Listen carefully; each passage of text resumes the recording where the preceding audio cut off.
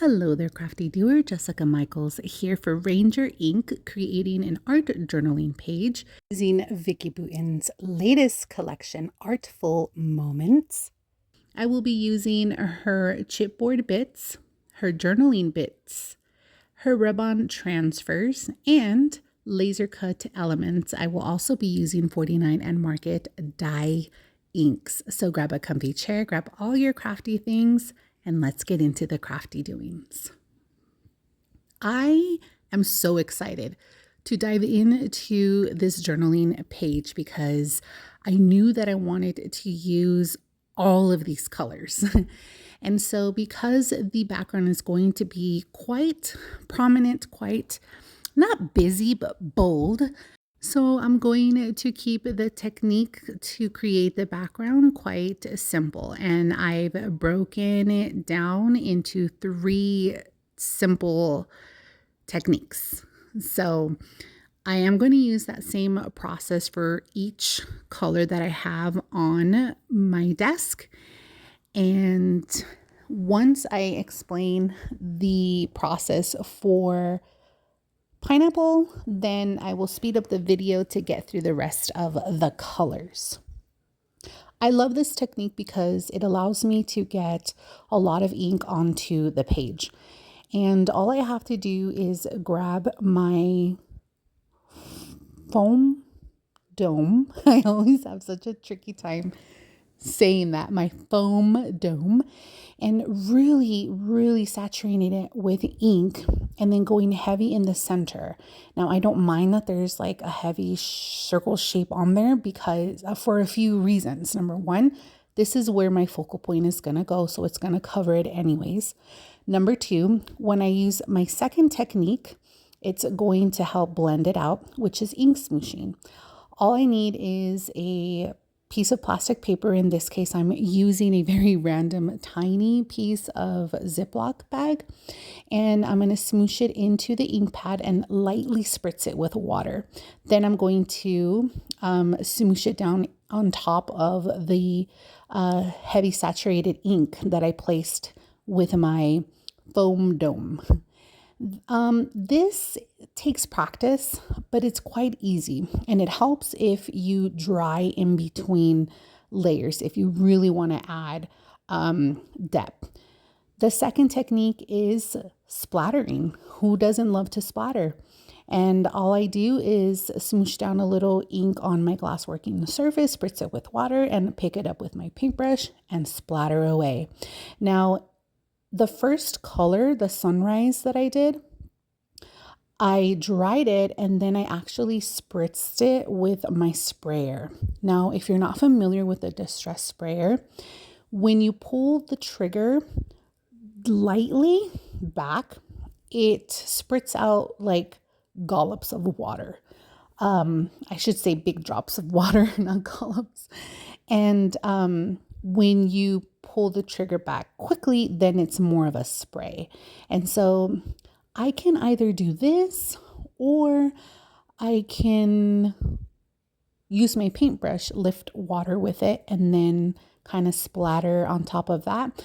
The reason I'm doing this is to make the ink react and get those really cool and create wicking.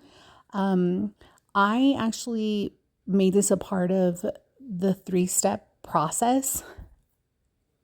Afterwards, I kind of realized that I could have just done the spritzing when I was completely done with every color. But what's the fun in not complicating things? Am I right? Let me know in the comments below. So from here on out, you can see that I have gone to green jean, and the rest of the colors are in the description box below if you are interested in following this color palette, but I'm sure the rest is Rainforest, Dress Blues, Twilight, and Dollface. I think Janine did such a fabulous job naming all these colors. Don't you agree? One thing I do want to emphasize and make sure that I get your attention if you are looking to create A background like this is to dry in between layers. That is going to be such a game changer for you. And what I mean by that is here I am putting down rainforest, smooshing my plastic into the ink pad, spritzing it lightly with water. And now I'm just kind of smooshing it down into the paper, sometimes pushing it hard so it splatters, even dragging the plastic down to make those waves and layers. When you are done with this step, either use a heat drying tool to dry this. Will be considered a layer, or set it aside to dry, and then go back in and repeat this exact same process on top of what we're looking at our journaling page right now. This is building layers, and that's how you get that depth into these backgrounds.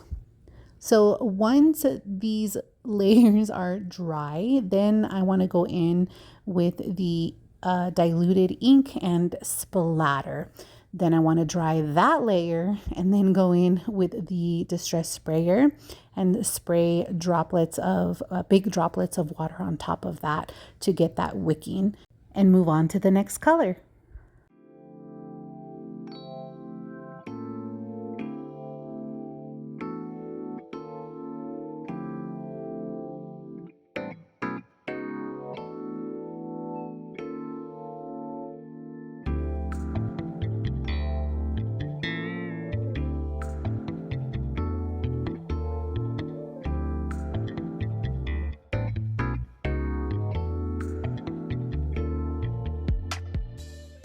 I love working with these dye inks because its formula makes it so easy to create this watercolor vibe background. This is why ink smooshing technique works so well with these dye inks. You see that I even picked up my paintbrush and used it like a watercolor or painting just to move that ink around the page. I really do like Vicki Boutin's rub-on transfers. She has designed these to make mixed media backgrounds super easy to create, because I like to use heavy mixed media. I tend to use these rub-on transfers as accents and even layer up my focal points versus using them to create my background. And that's totally okay. I try not to feel the pressure of using products the way that they're intended to be used. If you know, you know, crafty doers. So I selected these circle elements, and again, I know where my focal point is going to go. It's going to go right in the center of the page, and it's going to go vertically. And I have some elements in mind that are also circular, and this is why I went with the circle rub-ons. I'm also being mindful of rubbing on the pink and orange shades right on top of the pink and orange dye ink, as well as the green and blue. Now, if you haven't played with Vicki's rub-on transfers, I highly recommend that you do. They're super easy to work with. Sometimes I even pull off rubbing it with my nail, and it transfers that easily. After I get those transferred on to my page, I am digging through the laser cut elements to see if I could find anything vertical. And I found this trimming, or like scallop edge. I'm going to use my Dina Wakley glue to adhere that trim in the center of my journaling page. And while I let it sit to dry, my eyes drawn to this rub-on, and I'm not sure if I want to use it yet because I don't want it to get lost on top of all of the journaling bits that I plan to put on my page. So I'm just going to set it aside.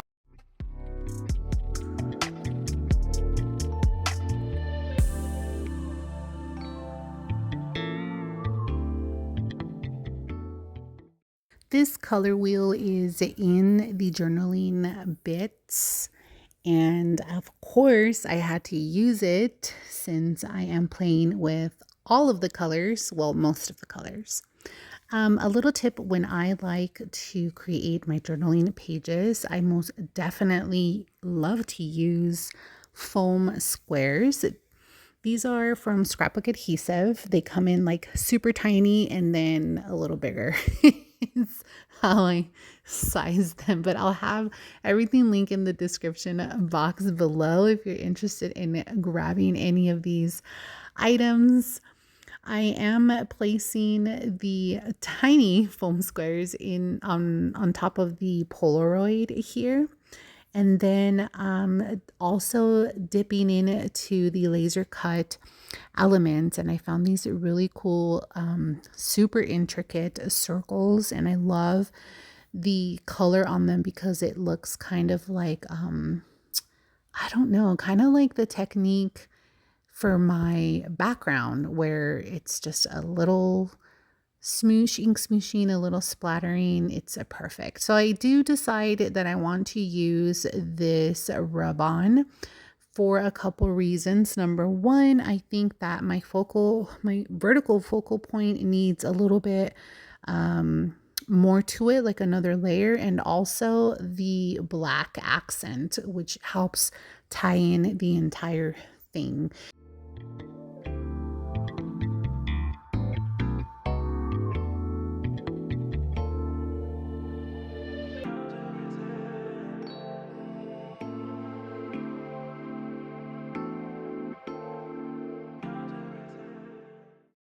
Now that I have added some dimension to my elements, I am going to add a little bit more laser cut elements. This paintbrush with the paint spilling out of it was a perfect addition to my vertical focal point. And then the chipboard bits are going to start making an appearance on my page, using them as titles and subtitles. Always nice to use different angles and shape elements to a page. For example, I have my vertical focal point, I have the circles, and now I am adding a horizontal element to the page. And when placed just right, it all balances across the page.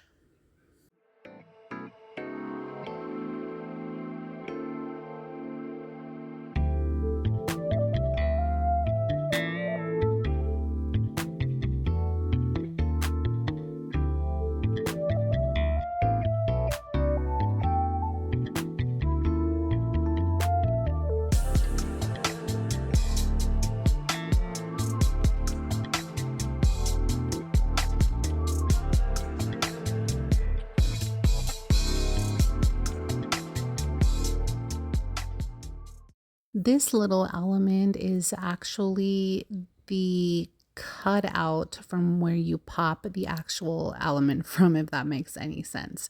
So inside of this was the actual journaling bit, and then outside of it was the square where it was lasered cut, and all I did was fussy cut the white border around it, and then it created this really cool one of a kind element.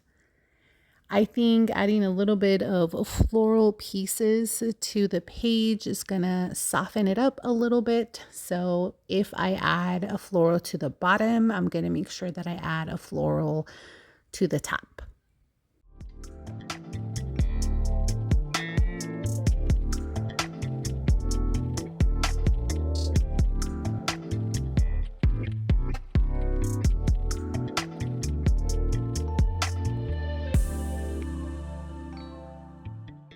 This yellow little bit, by the way, is one of those tiny scraps that I just can't seem to get myself to throw away.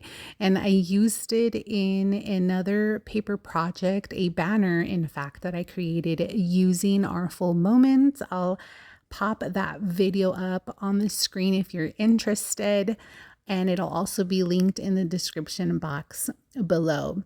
So I did also add a couple of black foliage on the top and on the bottom, again, to just tie in all of the black accents that are throughout the page.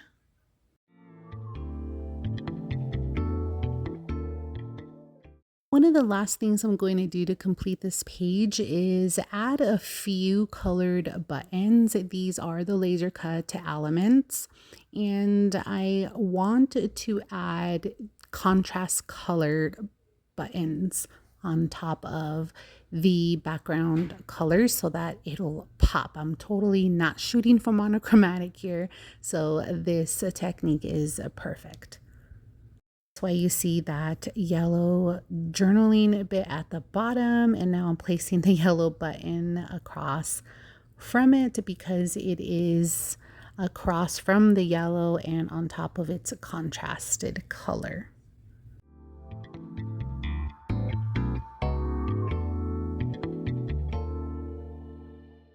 As I take a step back and look at my almost completed page, I am going to go back in with Dress Blues and Sunrise and very lightly ink blend towards the end of the blank page. When I create journal pages, I really do like to do single pages. I seldom do double spreads, but when I do the single pages, it's nice to draw the eye outward to that blank page just so that it can bring the eye right back to the finished page.